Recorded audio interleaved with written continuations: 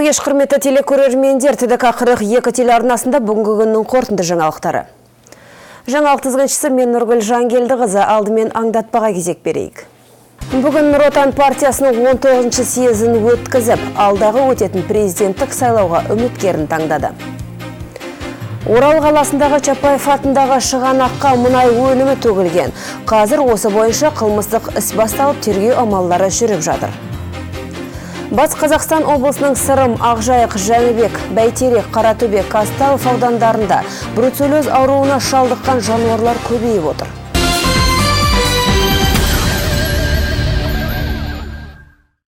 Бүгін Нұр Отан партиясының 19-шы съезін өткізіп, алдағы өтетін президенттік сайлауға үміткерін таңдады. Елбасы партия төрағасы Нұрсұлтан Назарбаев президенттікке Қасым Жомарт Тоқаевтың кандидатурасын ұсынды. Назарбаев Тоқаевтың дипломатиялық жетістіктерімен қатар мемлекеттік басқару саласында тәжірибе жинағанын айта келіп, Тоқаевқа сенім артатынын жеткізді. Билік партиясының кезекті съезіне 600-ден аса делегат қатысып, төрағаның ұсынысын бір ауыздан мақұлдап өз таңдауын жасады. Билік партиясы өз таңдауын жасады. Көпшілік көкейіндегі сұраққа жауап, нұр отандықтар алдағы президент сайлауына бүгінгі мемлекет басшысы Қасым Жомарт Тоқаевтың кандидатурасын ұсынды. Тоқаев ел үкіметін басқарды. 90-шы жылдардың аяғы мен 2000-ші жылдардың басында бірқатар маңызды реформа жүргізіп, ел экономикасын көтеруге жол ашты. Әлеуметтік жаңғыру жолында алғашқы қадамдар жасалды. Жаңа зейнетақы жүйесі қалыптасты деді өз сөзінде елбасы. Назарбаев сенімді серіктесі Тоқаевқа үлкен үміт артып отыр. Осы жылдар ішінде ол маған сенімді серік болып, елімізде одан ары өркендетуге қатысты ұстанымды қолдап келеді. Мен оған толық сенемін, және оны Қазақстанды басқаруға лайықты азамат деп есептеймін. Ол менен бір мүшел жас кіші, осы күнгі ел басқарда отырған төңірегіміздегі көршілеріміздің құрдасы, және де замандасы болып саналады, жұмыс істеуіне ыңғайлы. Баршаңызды партиямыздың атынан түсетін ортақ кандидат Қасым Жомарт Кемелұлы Тоқаевқа бір ауыздан қолдау көрсетуге шақырамын. Елбасының бүгінгі сөздері эмоцияға толы болды. Тұңғыш президент ел басқаруға қалай келгенде еске алды. 30 жыл ел басқарған Назарбаевқа сайлауға қайта түсуге ұсыныс білдіргендер де болыпты. Ал бүгінгі съезде сөз алғандар Нұрсұлтан Назарбаевтың елге сіңірген еңбегін жарыса айтып жатты. Ынтымақты ел үшін, атамекен жер үшін, елбасы да ер үшін, алға Нұр Отан, алға Қазақстан. Избираем нового президента. Так получилось, как будто я снова избираюсь. Спасибо. Партия көшбасшысы ұсынған Қасым Жомарт Тоқаевтың кандидатурасын партияластары бірден қолдады. Бүгінгі мемлекет басшысы ертеңгі президенттік сайлаудан үміткер Тоқаев көп жылдар бойы сыртқы саясат ведомствосын басқарды. Халықаралық аренада абыройлы Біріккен ұлттар ұйымының хатшысының орынбасары болды. Президентке келгенше парламент сенатының төрағасы міндетін атқарды. Қазақ, орыс, ағылшын, қытай және француз тілдерін жетік меңгерген. Тұңғыш президентіміздің жемісті жолын жалғастыруды мен аса мәртебелі міндет, әрі қасиетті парыз деп санаймын.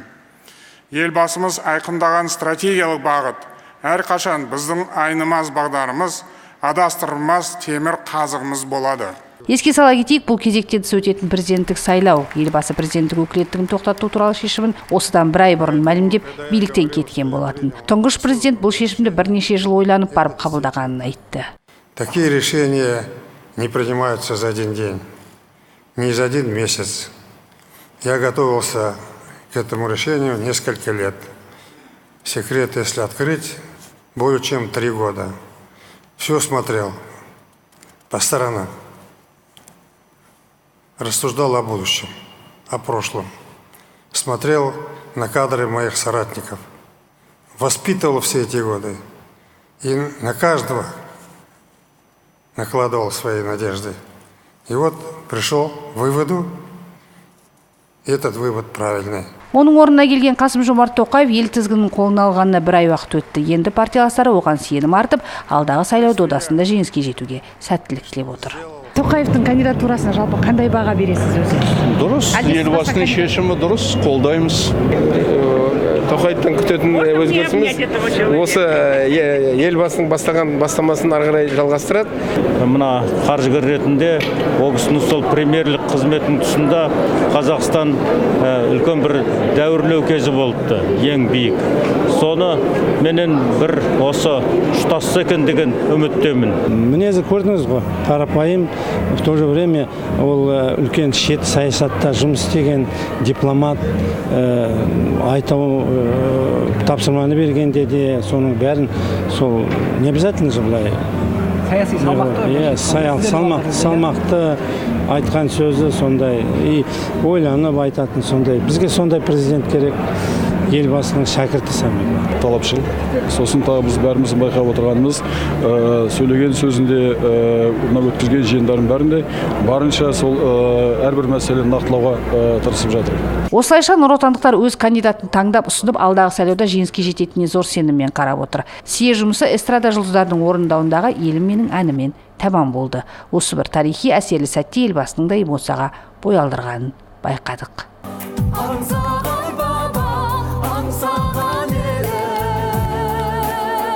Әселім Қалкен, Ахмедияр Алиясов, ТДК 42 телеарнасы, Елордада. Урал қаласындағы Чапаев атындағы шығанаққа мұнай өнімі төгілген.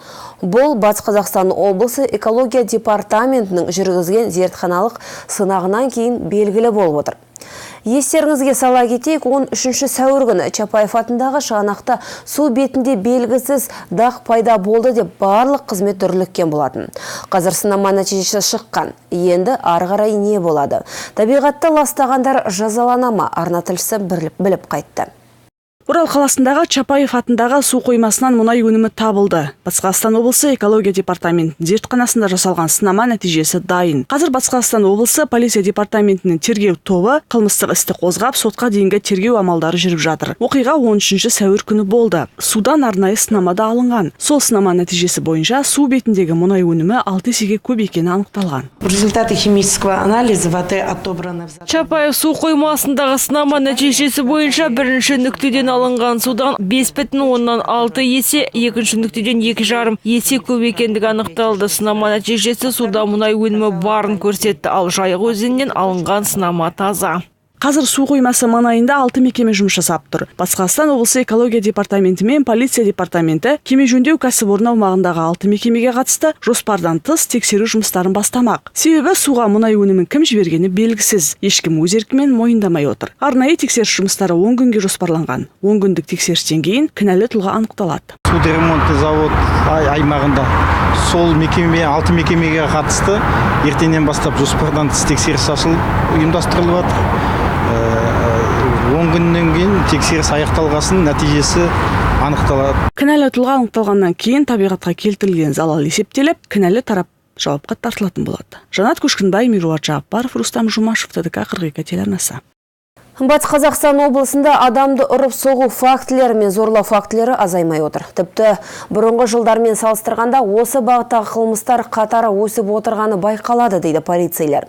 Жалпы Батыс Қазақстан облысы ішкі істер департаменті ауыр қылмыстарды ашу ісі бойынша республикада 6-шы орынды иемденген. Соған қарамастан адамдар тарапына жасалатын айуандық азаймай отырғаны қынжылтады әрине. Жыл басталғалы 3000-ға жуық құқық бұзушылық тіркелген. Олардың ішінде 7 кісі өлтіру оқиғасы, 82 тонау фактісі, 5 қарақшылық оқиғасы, 74 оқиға бұзақылыққа қатысты тіркелген. Бұдан бөлек Батыс Қазақстан облысында алаяқтық фактілері де азаймай отыр. Алайда ауыр дене жарақатын салу фактілері 42,9%-ға және 21,4%-ға зорлау фактілерінің өсу үрдісі байқалады. Сонымен қатар алаяқтық фактілерінің саны айтарлықтай, яғни 60%-ға өсіп отыр. Облыстың Сырым, Ақжайық, Жәнібек, Бәйтерек, Қаратөбе, Казталов аудандарында бруцеллез ауруына шалдыққан жануарлар көбейіп отыр. Бұл туралы бүгін Батыс Қазақстан облысының ветеринария басқармасының басшысы Серік Нұрмағамбетов баяндады. Өткен жылы облыс бойынша бұл салаға 1 миллиард 92 миллион теңге қаражат бөлінсе, биыл 1 миллиард 22 миллион теңге қарастырылған. Өңірде қауіпті аурулардың 27 ошағы тіркелсе, оның 13-і құтыру, 10-ы қарасан, 3-і пастереллез, 1 брадзот. Бұлар негізен үй жануарлары арасынан шыққан. 2018 жылдың қорытындысы бойынша облыста бруцеллез ауруының 8 ошағы тіркелсе, атқарылған жұмыстардың нәтижесінде 6 қолайсыз мекен сауықтырылып, ұсақ малдар арасындағы инфекциялық аурулардың 5 ошағы толықтай жойылған. Бруцеллез ауруының өршуінің негізгі себебі ретінде облыс тұрғындарының жаңадан сатып алған жануарларды, жалпы мал қозғалысы туралы ақпаратты, олардың түсік тастауы, басқа да жаңағы малдың арасында болып отырған өзгерістерді мал иелерінің айтпауынан болады. Және күтіп ұстайтын орындарды уақытында дезинфекция жасамағандықтан деп айтамыз. Осы орайда өңірде ветеринариялық алдын алу шаралары жоспарға сәйкес жүргізілуде. Бүгінгі таңда Сібір жарасы ауруына қарсы егілу жоспарланған 378.750 бастың 80%, қарасанға қарсы 83%, дерматитке 79, ал құтыру ауруына қарсы шара толықтай орындалған. Биыл бұл мақсатқа 4,5 миллион дозы вакцина көлемі алынған. Соның қазіргі таңда 2,5 миллион дозасы келіп отыр. Бұл бірінші жартыжылдықта атқарылатын жұмысқа толығыменен жеткілікті. Облыс бойынша ағымдағы жылдың 18 сәуірінде ақпаратқа сәйкес Сібір жарасы ауруына қарсы егу жұмыстары мүйіздері қара малы арасында 83%-ға, қой малының арасында 75, жылқы 76, түйе 72, шошқа 96%-ға егіліп отыр. Күні бүгінге облыс аумағында жануарлардың аса қауіпті ауруларының 4 ошағы тіркеліп отыр. Құтырудың 2 фактісі олар Қаратөбе ауданы Сулыкөл ауылдық округіндегі Асылбек шаруа қожалығында және Сырым ауданындағы Қособа ауылдық округінде орын алған. Қарасанға қатысты бір оқиға Бәйтерек ауданы Трөкин ауылдық округіндегі Береке шаруа қожалығында тіркелген. Пастереллездің бір дерегі Бөрлі ауданы Пугачев ауылдық округінде болып, әкімдермен шектеу шаралары қолға алынған. Осы орайда сатып алынған жануарлармен төл алынғанда жануарлар қырылғанда, бір мезетте бірнеше жануарлар ауырғанда, ауруға күдік келтірген кезде жергілікті сала мамандарына хабарлауы керек. Егер ауыл шаруашылық жануарларының иелері Қазақстан Республикасы заңнамасында жүктелген міндеттерді орындамаған жағдайда әкімшілік құқық бұзушылық туралы кодекске сәйкес жауапқа тартылатындықтарын еске саламыз. Айнұр Төлеуғалиқызы, Айболат Жағыпар, Александр Грабарев, ТДК 42 телеарнасы. Қоғамдық тәртіпті сақтау баршаның ортақ міндеті. Алайда адамдар қоғамдық орындарда үнемі тәртіп пен ережені сақтай бермейді. Кейбірі арнайы қоғамдық тәртіпті реттейтін заң барын білмей жасса. Екіншісі біле тұра әдейі ережені бұзуы мүмкін.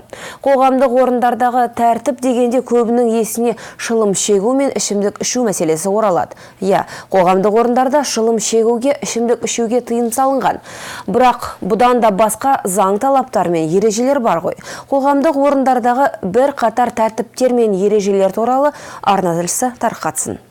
Көпшілік сақтай бермейтін қоғамдық тәртіптің бірі ол кез келген жерде машина жуу. Әсіресе күн жылынысымен адамдар көп қабатты үйлердің ауласында жолдың жиегінде машиналарын жуа береді. Бірақ тәртіп сақшылары көріп қалса, айыппұл салып жіберуге құқы бар. Себебі бұл әкімшілік құқық бұзушылыққа жатады. Сонымен өзен көлдің жағасында көп қабатты үйлердің ауласында жол жиегінде машина жууға болмайды. Азаматтарға айыппұл 20 айлық көрсеткіш көлемінде, кіші кәсіпкерлік субъектілеріне 30, орта кәсіпкерлік субъектілеріне 40, ал ірі кәсіпкерлік субъектілерге 50 айлық көрсеткіш көлемінде айыппұл салынады. Көшеде итпен жүрудің де өз ережесі бар. Әсіресе балалар ойнайтын алаңқайларға итпен келуге болмайды. Егер итіңізді қасымнан тастамаймын деп шешсеңіз, онда итке міндетті түрде қарғыбау тағыңыз. Және оның бетіне мұрындық кигізуді ұмытпаңыз. Жаман айтпай жақсы жоқ, егер итіңіз біреуге секіріп, денсаулығына зиян келтіретін болса, онда жауапқа иттің иесі тартылады. Бұл да әкімшілік құқық бұзушылық болып есептеледі. Ол үшін 10 айлық есептік көрсеткіш есебінде айыппұл қарастырылған. Полиция өкілдері жаз айларында балалардың қауіпті аймақтарға шығып кетпеуін қадағалауды сұрайды. Әсіресе самокат теуіп сырғап жүрген балалар байқамай жолға шығып кетуі мүмкін. Самокатты да кез келген жерде теуге болмайды. Әсіресе машина көп жүретін аумақтарда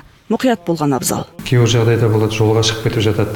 Бұл жерде енді бірінші кезекте біз ата-аналарды ескертеміз, мұқият қарау керек. Бұл себебі жаңа балдардың қауіпсіздігі, автокөлік жылдамдықпен келе жатырған автокөлік жаңағыда жолға бала шығып қалған кезде тежегішті басып уақытылы автокөлік тоқтату мүмкін болмайды. Жаз мезгілінде адамдардың бәрі шайтан арбаға отырады. Бірақ қалада шайтан арбамен жүрудің де өз ережесі бар. Жолдан өткенде міндетті түрде шайтан арбадан түсіп, белгіленген жолмен өту керек. керек. Бізде Орал қаласында арнайы веложолақ жоқ. Бірақ Орал қаласындағы мәдениет және демалыс саябағында қала тұрғындарына деп веложолақ салынды. Қазір бұл жер шайтан арбамен серуендегендерді ұнататындардың сүйікті орнына айналған. Велодорожка вообще большое дело для нас. Бұл жер қауіпсіз, машина келіп қалады деп алаңдамаймыз балалар. Алаңсыз велосипед тебеді. Қалада машина көп, бұл жерде емін-еркін жаттығу өткізуге мүмкіндік бар. Біз жоғарыда атап өткен ережелердің бәрі де алдымен адамдардың өз қауіпсіздіктері үшін қажет. Екінші орында қала тазалығы мен қоршаған ортаның қауіпсіздігі. Жанат Көшкінбай, Мируат Жағапаров, Рустам Жумашев, ТДК 42 телеарнасы. Батыс Қазақстан облысы полиция департаментінің жеке құрамы күшейтілген қызмет түріне көшірілді. Осыған байланысты бүгіннен бастап 25-не дейін құқықтық тәртіп жедел профилактикалық іс-шарасы қолға алынды. Іс-шараның мақсаты көшелерде және қоғамдық орындарда тәртіптің сақталуын қамтамасыз ету, қылмысты болдырмау және оның жолын кесу. Бұдан былай тұрғындардың мәдениеттілігін арттыру жолында осындай шаралар жиі қолға алынбақ. Осыған байланысты Батыс Қазақстан облысы полиция департаментінің жеке құрамы қызмет өткерудің күшейтілген түріне көшірілді. Бұл іс-шараға 700-ден астам қызметкер тартылып, Батыс Қазақстан облысы полиция департаменті мен ұлттық ұланның жеке құрамы есебінен жаяу және автомобильмен патрульдеу бойынша нарядтар ұйымдастырылды. Батыс су арнасы жауапкершілігі шектеулі серіктестігі қала тұрғындарына су құбырында жүргізілетін жөндеу жұмыстарына байланысты ертең қаладағы бірнеше көше бойындағы үйлерде уақытша суық су беруді тоқтататындығын хабарлады. Аталған мекеменің қызметкерлері хабарлағанда ертең сағат 9:00 мен 16:00 аралығында 9 шағын аудандағы үйлерде суық су тоқтатылады. Толығырақ алдағы бейнеқатарда. Негізгі суық суды уақытша тоқтату шаралары қысқы маусымға дайындық жұмыстары аясында ғана қолға алынады. Сол себепті тәуліктің аз ғана уақытында суды ажырату жаз мезгілінде жиі болады. Мәселен, дәл қазіргі уақытта шаһардағы нөмірі 2 кәріз желілерінің сору станциясындағы су сорғылары жөнделуде. Яғни қаладағы бас су сору станциясы саналатын бұл орындағы сорғылар ескіріп, өткен маусымда бірқатар көп қабатты үй тұрғындары лас сулардан зардап шеккен болатын. Бүгінде облыс халқының тең жартысына қызмет етіп отырған станциядағы жаңа сорғылардың біреуінің құны шамамен 2-3 миллион теңгеден асады. Егерде бұрын дейтін екі насос жұмыс есе 450 кубтық. Қазір соның бір насос жұмыс атқарады. Оның бір плюсы екі насосты әрқайсы 250 киловаттан алатын болса, қазір бір насостың өзі 315 киловатт. Бұл біздің ниетінің батыс орнасына бір жағынан светті үнемдеуге пайдасы бар.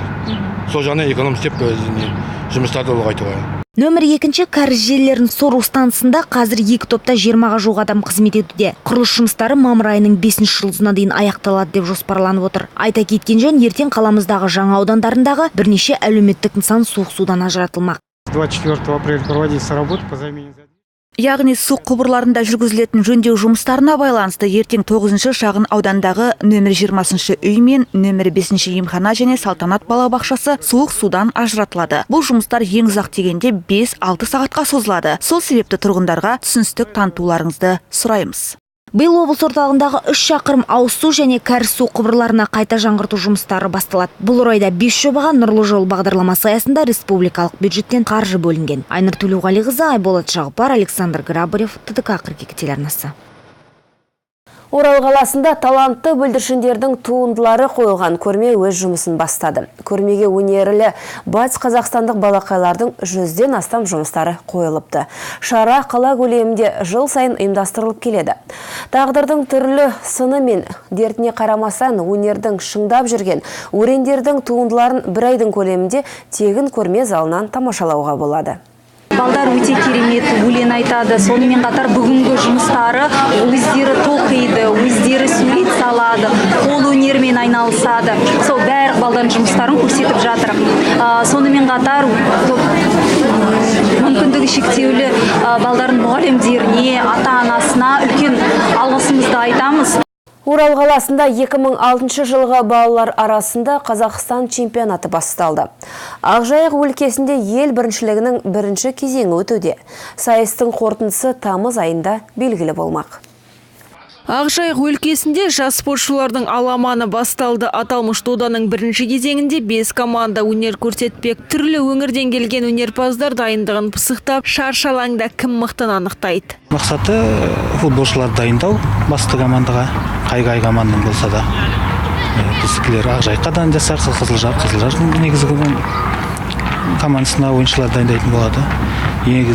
Федерацияның мақсаты сол біздің еліміздегі кәсіби футболшылардың деңгейін көтеру. Спортшыларды тәрбиелейтін мамандар өңірімізде футболға деген қызығушылық жоғары деседі. Қазіргі таңда спортпен өмірін байланыстырып, келешекте ел намысын қорғауды мақсат тұтқан 700 бүлдіршін орталықта дайындалып жатыр. Олар түрлі додада бақ сынап шеберліктерін шыңдауда. Огромный интерес, огромный. Мы в этом году проводили. Жыл сайын бекітілетін сертификация бойынша 280 спортшы болу керек. Алайда қазіргі таңда біздің орталықта 700 бүлдіршін бар. Балалардың футболға деген қызығушылығы жоғары. Наурыз айында іріктеуді облыс көлемінде ұйымдастырдық. Шалғай жатқан аудандардың бүлдіршіндерін орталыққа қабылдадық. Олар жаз айларында шеберліктерін шыңдайды.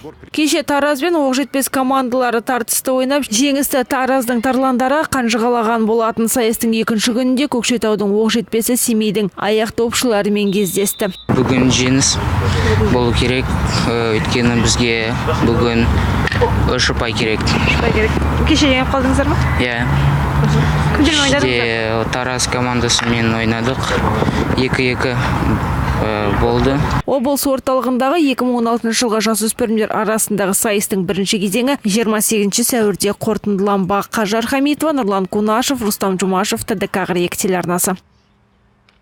Құрметті көрермендер, арна тілшілерін дайындаған жаңалықтар легі осындай болды. Жағымды жаңалықтармен кездескенше аман сау болайық.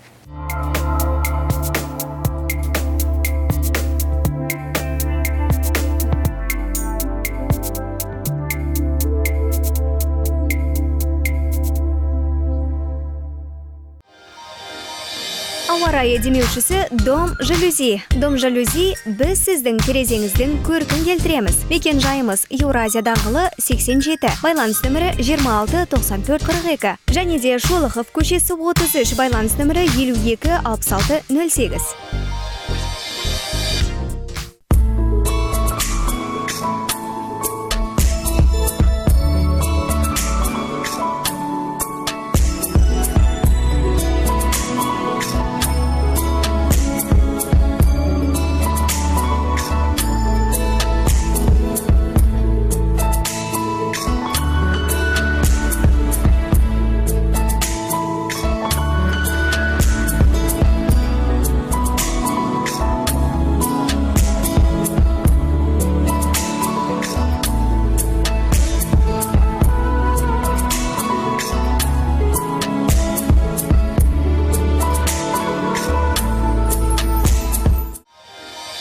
Ауа райы демеушісі Дом Жалюзи. Дом Жалюзи біз сіздің терезеңіздің көркін келтіреміз. Мекен жайымыз Еуразия даңғылы 87, байланыс нөмірі 26 94 42. Және де Шолохов көшесі 33, байланыс нөмірі 52 66 08.